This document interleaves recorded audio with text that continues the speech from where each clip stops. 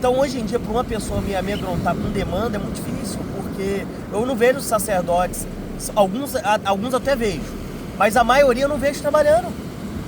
Indo no cemitério, igual minha família ia, numa figueira, igual eu faço. Pessoas que faz feitiço do Arco da Velha. Pessoas do tempo de roça, pessoas que você olhava ali e falava assim, tem santo.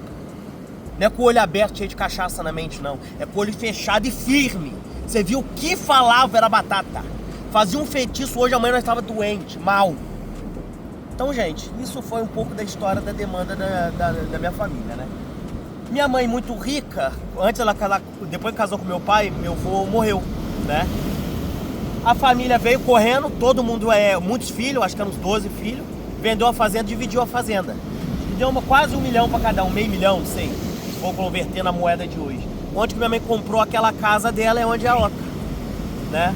Só que muito dinheiro, muito rico, mas dividiu para 12 irmãos, mais a esposa, era muita coisa.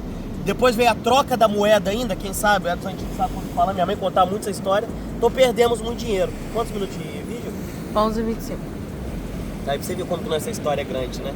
Perderam muito dinheiro, minha mãe comprou a casa e só deu pra isso, ponto. Aí veio a época da fudida, por quê? Minha mãe de fazendeira entrou pra dentro da casa com a mãe dela, minha mãe quis levar a mãe dela, quem ficou com a minha avó foi a minha mãe, entre todos os irmãos, cuidando. As duas senhoras, a minha avó já senhora e minha mãe entrou pra dentro de uma casa. Meu pai terminou, foi embora, e aí, o que eles iam sobreviver? Acabou toda a renda, tinha uma casa linda pra morar, mas e aí, ia comer o quê? Aí entrou a época de miséria na minha família. Eu com 3 anos de idade,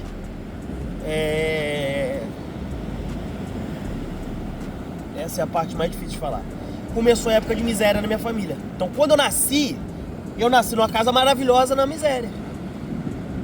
Internado 3 vezes por fome. E quando eu falo miséria, gente, é de não ter nem arroz e feijão pra comer, tá? Chegar um ponto do vizinho colocar, assim, os vizinhos ali nem sabem, eles colocar a bolsa de comida, resto de comida pros vira-lata de casa lá comer, eu ter que ir correndo, pegar aquela bolsa, separar aquelas pelancas, fritar, tentar recuperar aquela comida pra nós comer. O dia mais feliz da minha vida era o dia de colégio.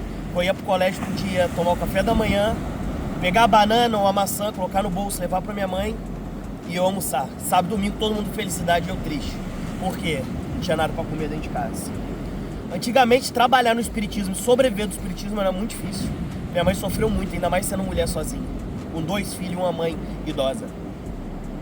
Não tinha internet pra essa divulgação toda aí que nós temos. Não tinha. Podia ser a macumbeira que for. Passou muita dificuldade minha mãe, ainda mais sobre essas demandas do meu pai. Porque meu pai arrebentou muito minha mãe no feitiço. Minha mãe tinha um coração mais bom. Meu pai não, meu pai era diabólico, meu pai era ruim. Então, gente, muita fome, muita dificuldade, aquela miséria toda.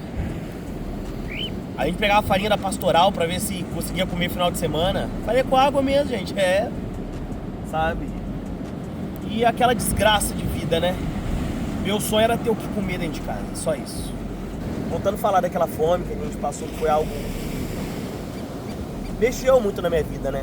Até os 15 anos de idade eu passei fome. Tentei muito ajudar em casa. Eu com 12 anos de idade cheguei perto do Toninho Oreste, é um vereador aqui da cidade, bairro Vila Brasília. Sou grato nele até hoje, ele sabe disso. Cheguei nele, pedi uma pipoqueira que estava vendendo, ele me deu aquela pipoqueira. Quando ele me deu aquela pipoqueira, a gente começou a não passar tanta fome, não era rotina. Dava pra comprar uma pizza, dava pra comprar um arroz, dava pra comprar um feijão, comer arroz e feijão. Não tinha carne não tinha, não dava pra comprar. Mas eu ajudando ali dava. Minha mãe sempre doente, porque em demanda com meu pai. E minha mãe ficou uma mulher triste, que perdeu a família, porque meu pai era um filho da puta. Coloca nem pi não, deixa filho da puta.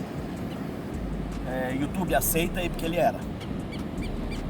E foi isso, né, gente? Até os 15 anos tudo bem. Cheguei na diretora da minha escola, Sueli. Ela me deu uma ficha na Microcamp. Fiz a provinha lá e comecei a trabalhar no mercado, né? De mirim, carregar carrinho, ganhava um dinheirinho. Aí minha vida melhorou. Depois de 15 anos que eu comecei a trabalhar fichado, nossa vida melhorou. Eu já pude fazer compra lá pra casa. Aí acabou. Ter o que comer, gente, é o maior prazer da minha vida. Ter o que comer, ponto.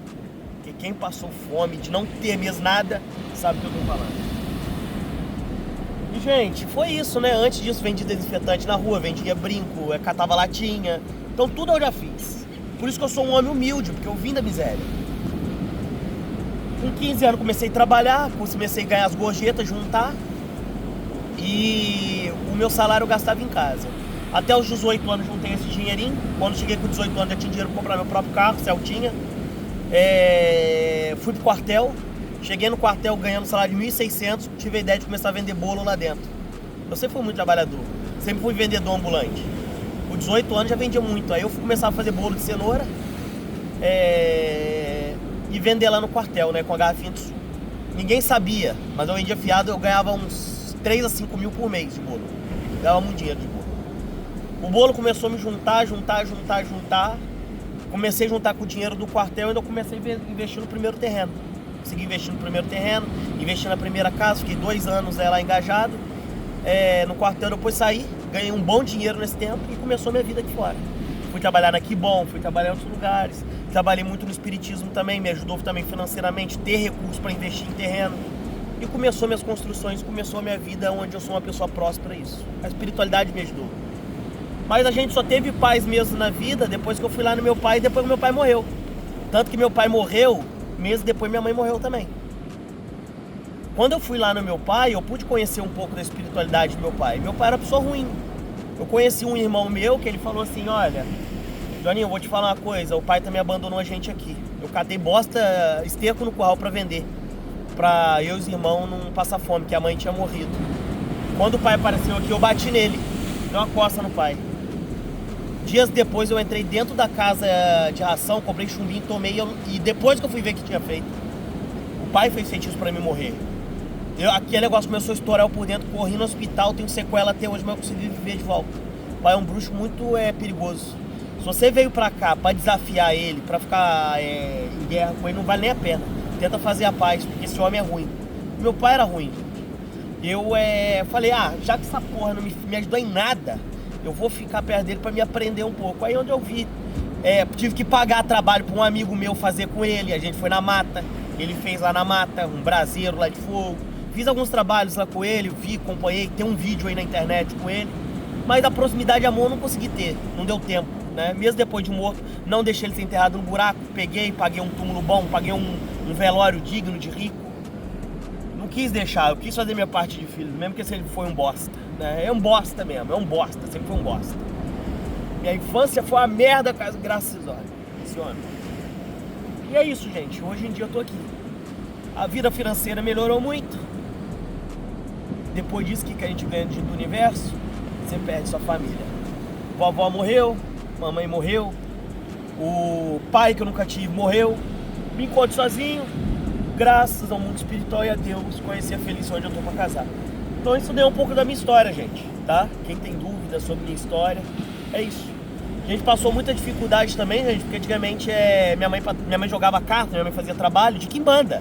O que é o quimbandeiro, gente? Geralmente ele não tem terreiro, não fica tocando muita gira. Hoje em dia que eu tenho aí, 100 filhos santos, porque eu fiquei muito conhecido. Né? Aí eu tenho muito filho santo, porque várias pessoas, por favor, Jonan, vim lá do sei da onde, vim pra ser seu filho santo, então eu não vou fechar a porta da casa. Mas antigamente a quimbanda era... O caboclo tinha um centro dentro da sua casa, ia pro cemitério, ia pra encruzilhada, ia pra figueira fazer os feitiços bravos. Minha mãe jogava a carta dela lá, mas era uma placa de divulgação só no portão, né? Só essa placa. Então não tinha divulgação. Então vinha poucos clientes por mês, a carta era barata, os trabalhos eram baratos. De vez em quando minha mãe deu uma sorte. Minha mãe atendeu um jogador aí que ganhou a Copa do Mundo, um dos principais que ganhou a Copa do Mundo. E ele falou que se ele ganhasse a Copa do Mundo, ele ia ganhar uma televisão, uma máquina de lavar roupa e um som. E a gente não tinha isso, né? Porque naquela época ela tinha televisão pequenininha. Ele ganhou a Copa do Mundo e deu tudo pra gente. Eu não posso falar o nome dele aqui, porque várias outras pessoas também da mídia, deputados, prefeitos, pessoa, cantor. Eu tenho uma cantora, acho que dá pra falar, né, amor? Até onde que é, né? Melhor não falar, não. É uma cantora sertaneja. Eu tenho clientes super importantes, mas eu não vou falar o nome, nunca vou poder falar. Porque se cair na mídia, acaba com eles, né? Então a gente tem noção. Então, gente, minha história é essa. As coisas mudou pra mim. Então a vida próspera, um carro bom, uma casa ótima.